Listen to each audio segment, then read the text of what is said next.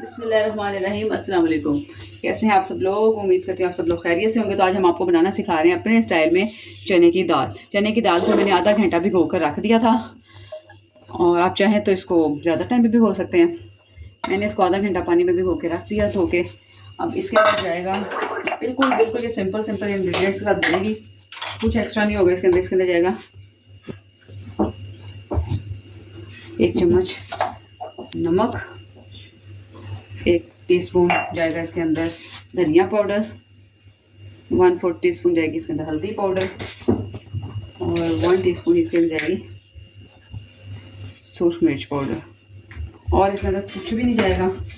इसके अंदर हम 1 गिलास पानी डालेंगे और इसको उबाल आने का वेट करेंगे, फिर मिलते हैं आपसे। ये देखिए, ये हमारी दाल बिल्कुल रेडी है। अब हम इसका तड़का इसके ऊपर लगाएंगे और आपको दिखाते हैं।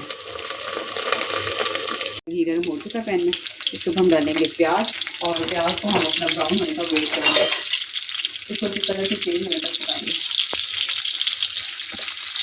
हमारे देखिए जैसा इसका कलर चेंज हो गया हमारे प्याज में, हम 1 टीस्पून जाएगा इसके अंदर जीरा, और हम इसको इसके ऊपर ना हम फ्राई कर लेंगे।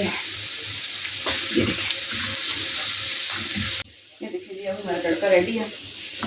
हम इसको दाल के ऊपर निकालेंगे, साथ अपना घी डालेंगे।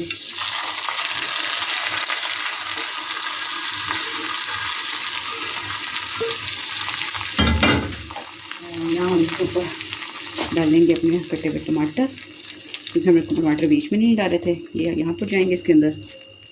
साथ इसके अंदर जाएगा कटा हुआ हरा धनिया और हरी मिर्चें।